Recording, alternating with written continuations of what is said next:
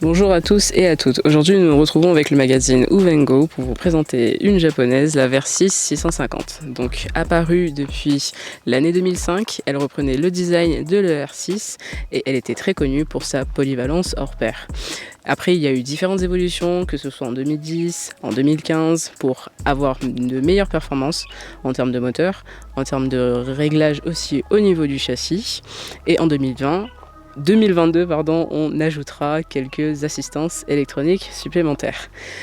Au niveau aussi des accessoires, donc Kawasaki propose différents packs, que ce soit Grand Tourer, Tourer Plus, Tourer ou encore Urban, pour justement proposer des poignées chauffantes, un top case ou encore des valises. En termes de concurrentes, il y en a pas mal sur le marché, de toutes les marques également. Donc chez Triumph, on retrouvera la Tiger 660, Honda propose la NC 750X, la Yamaha Tracer 7, la 750 GS BMW ou encore la fameuse DL 650 Sport.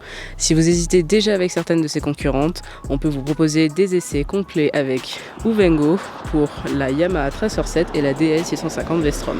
C'est parti pour l'essai. Au niveau du moteur, on partira sur un bicylindre parallèle, 4 temps, distribution par double overcam en tête, 4 soupapes par cylindre et un refroidissement liquide.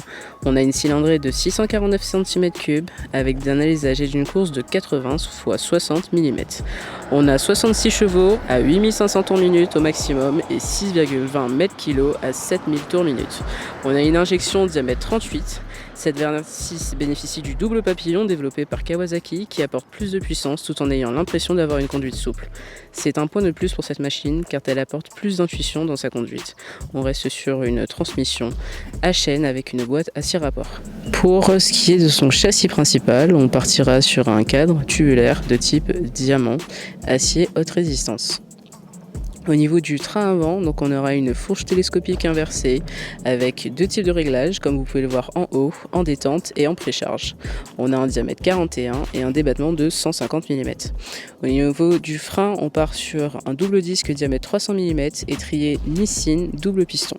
La jante forgée en aluminium pour une dimension de pneus de 120/70-17 à l'avant. On a un mono-amortisseur d'un débattement de 145 mm réglable en précharge grâce à la molette déportée. Au niveau du frein, on a un disque de 250 mm étrié Nissin, un piston.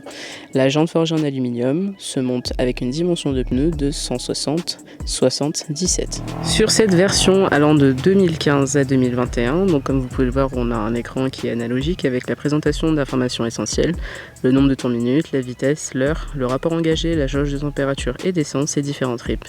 Le modèle 2022 présentera un écran TFT de 4,3 pouces avec le traction control réglable sur deux niveaux qui vous permettra de varier votre conduite selon le type de route empruntée, des modes de conduite disponibles, une connectivité Bluetooth pour votre GPS, différentes informations concernant l'entretien de votre moto et bien sûr pouvoir réceptionner différentes notifications de votre téléphone. Comme vous pouvez le voir à gauche de l'écran, on garde une prise USB étanche, indispensable si vous souhaitez faire de longs road trips. Cette Versys 650, même si elle paraît fine, quand même on embarque 21 litres de capacité, donc vous pouvez parcourir jusqu'à 350 km avant le prochain arrêt à la station essence. Au niveau de la selle, de 840 mm pour la version 2015-2021 et 845 mm pour la version 2022, la grande question reste toujours de savoir à qui elle est accessible. Donc franchement, elle est accessible aux personnes de moyenne taille et de grande taille. Je fais 1m70, on est quand même avec les talons décollés, mais ça peut passer. Au-delà de tout ça, on adopte une position droite, naturelle, et c'est un confort supplémentaire au parcours de longs kilomètres.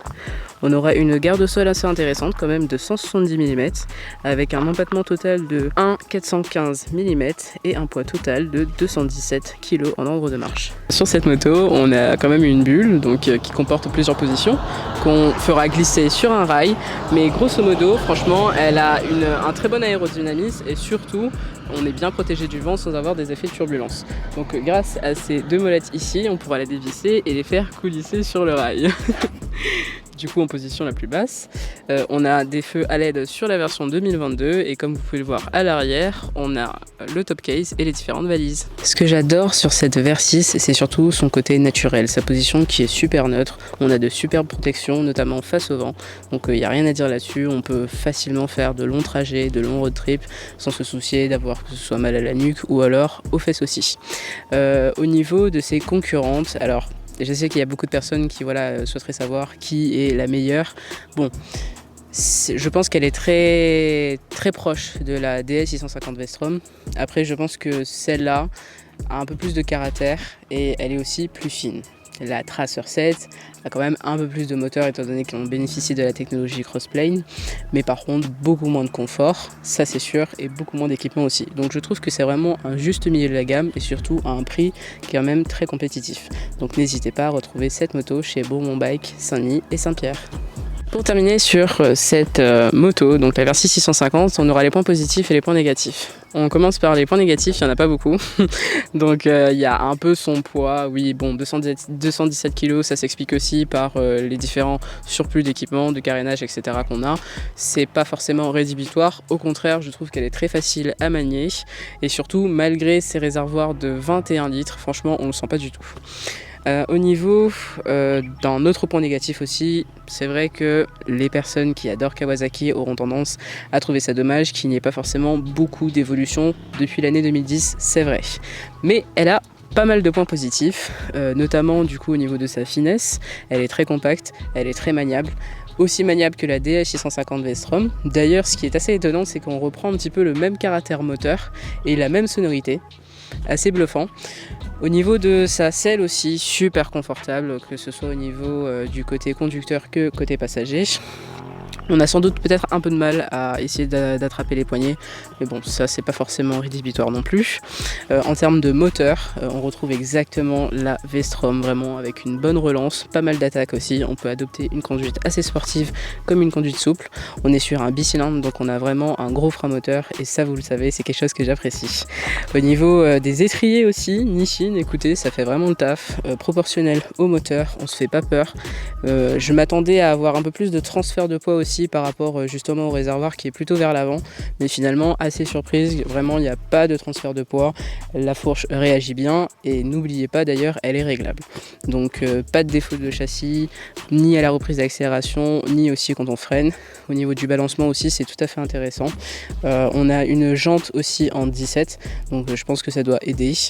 C'est sans doute assez dommage d'avoir peut-être un pneu de dimension de 160, on aurait sans doute aimé d'avoir un pneu 180, mais mine de rien ça fait l'affaire. En termes de coloris aussi, donc on aura la version vert noir, la version noire et la version noir grise disponible chez Bourbon Bike. Donc ce sera tout pour cette vidéo, j'espère que cet essai vous aura plu. N'hésitez pas à nous suivre sur le magazine, que ce soit Facebook, Instagram, YouTube.